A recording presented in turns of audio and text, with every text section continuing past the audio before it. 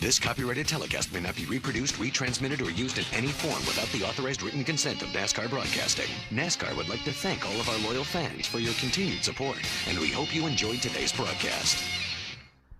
Now the biggest pressure is on Shane Huffman. Dave Blaney's right there. You saw the Navy car going through, the 88 of Huffman. Blaney right behind him. Oh, and already Kyle Krizeloff, who is coming off a career-best 5th, is got us into our first caution here in lap number 3. Doesn't look like he's banged up the Clabber Girl Fusion, but good job, bud.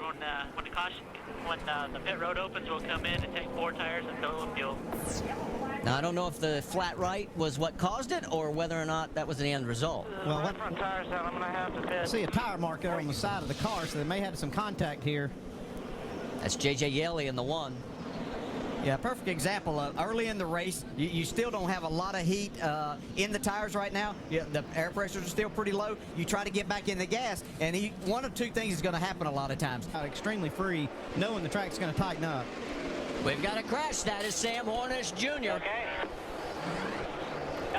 Yellow's out, wave them off. We've got our second caution. That happened up in turn number 2. So the man who has won here twice in an Indy car and starting next week will be defending his win at the Indianapolis 500 from last year. Pretty bad on the right front corner.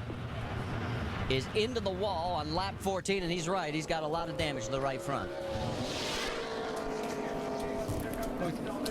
See, Sam's on the outside there into the corner here, and Stephen Wallace down on the bottom. Looks like Stephen could have possibly gotten his left front down on the apron, and that happens a lot as you're trying to go right around the bottom. And what will happen is it'll turn the car really quickly right there. Thank you, David. As you see on the right side of your screen, a battle between Clint Boyer and Shane Huffman. And we've got another crash. Oh, and it's Denny Hamlin, our pole sitter. He goes hard into the wall. You can see that developing in the left side of that double box we were seeing. As a race for second, it looked like Matt Kenseth got up on the outside of Denny Hamlin off turn 2, and maybe just kind of ran out of room. Well, Denny's trying to see if he can at least get it into gear and get it back into pit lane, but it looks like his dream of being able to hand the trophy to those students up at Virginia Tech just suffered a severe blow. Yeah, that's going to take a little while to get that car fixed. Yeah, that's one of the things that you fight here is the exit of the corner when you try to get it. And you can see Matt Kenseth is up on the outside. I don't know that there's any contact there. It looks like Denny was trying to get off of the corner hard. And when you fight, what you fight here is trying to get your car turning in the center where you can get a good run off the corner. And a lot of long green flag run has ended. What is going on? Yellow flag's out. And Alan, we have not heard from officials exactly what caused the yellow. And it looks like it was the 70 car of Justin Dirks. He grazed the wall, and so that's why we are in our 4th caution. Let's go back and see if we can see what happened. Oh, got a little contact. Got an assist. The 56 car. Yeah, the tires getting a little bit worn now. Clint Boyer is all over his bumper.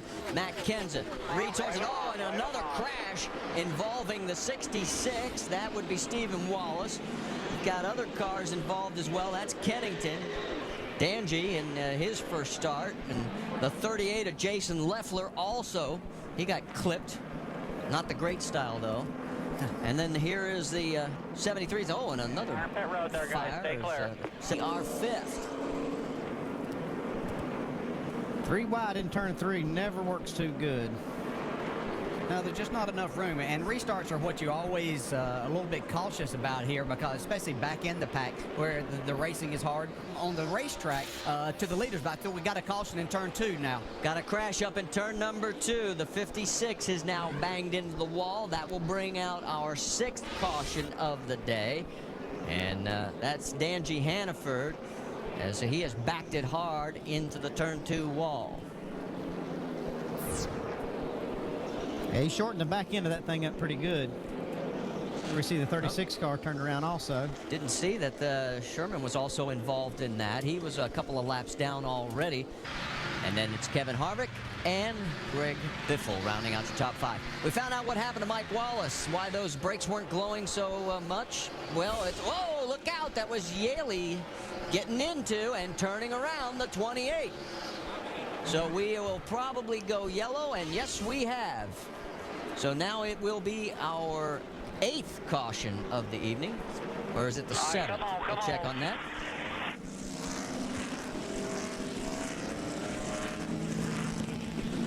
Well, that happened right in front of Matt Kenseth, too.